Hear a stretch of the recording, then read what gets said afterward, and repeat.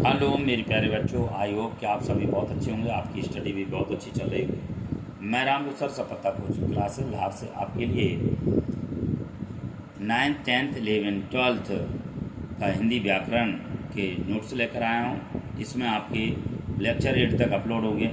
ये व्याकरण है। लेक्चर 9th आपके लिए मैं लेकर आया हूँ। लेक्चर 9th में कुछ आधुनिक काल की प्रमुख विशेषताएँ शेष रह गई थी। उसमें से कुछ विशेषताएँ शेष थी। इस काल में नारी के प्रति सहानुभूति देखी गई है। इस काल में खड़ी बोली का प्रयोग किया गया है। इस काल में प्रकृति प्रेम देखा गया है।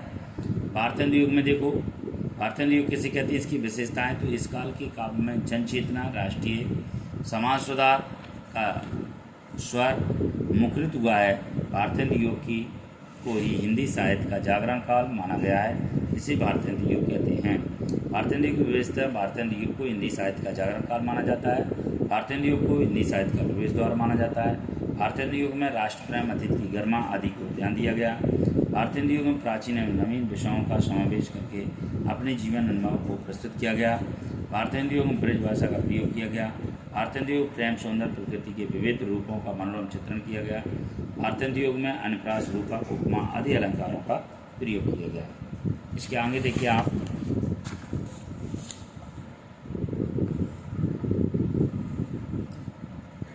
इसके आगे है देखिए भारतेंदु युग।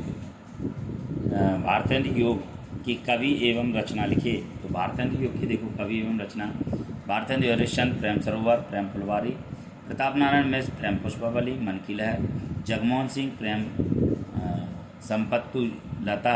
संपत्ति लता देवयानी, और अंबिका दत्त व्यास भारत धर्म हो होरी। द्विवेदी युग के कवि एवं रचना एवं विशेषताएँ। द्विवेदी युग किसे कहते हैं, इनकी विशेषताएँ। द्विवेदी युग में ब्रज भाषा के स्थान पर खड़ी बोली का प्रयोग किया गया है। द्विवेदी युग में भाषा परिमार्जन तथा समाज सुधार के सराहनीय कार्य किए गए हैं। इसे द्विवेदी युग कहते हैं। द्विवेदी युग की विशेषताएँ, द्विवेदी युग में खड़ी बोली का प्रयोग किया गया है। द्विवेदी युग में अशिक्षित, गरीबी, अनाचार, अत्याचार आदि में छुटकारा दिलाने की कामना की गई है। द्विवेदी युग में नारी के प्रति सहानुभूति अपनाई गई है तथा विधवा विवाह, अनमेल विवाह, दहेज प्रथा आदि की निंदा की गई है। द्विवेदी युग में के काव्य में प्रेम, सौंदर्य तथा प्रकृति का सजीव चित्रण किया गया। द्विवेदी युग में समाज सुधार के प्रयास किए गए हैं।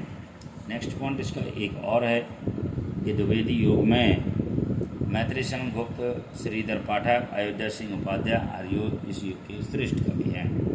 द्विवेदी युग के कवि एवं रचना, अयोध्या सिंह उपाध्याय, आर्योद, प्रिय प्रभात, रसकलश, मैत्री शरण गुप्त, पंचवटी साकेत, भारत भारती, यशोधरा, माखनलाल चतुर्वेदी, हिमतरंगिनी, हिमक्रीटनी, योगचरण, समर्पण, महावीर प्रसाद द्विवेदी, सुमन, काव्य मंजूषा, रामनरेश त्रिपाठी, मिलन, प्रतीक, स्वप्न। छायावाद, छायावाद की विशेषताएँ।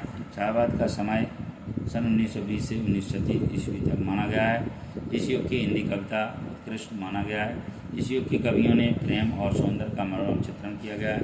इस काल के भाव एवं कला का विकास हुआ है। इसे छायावाद कहते हैं।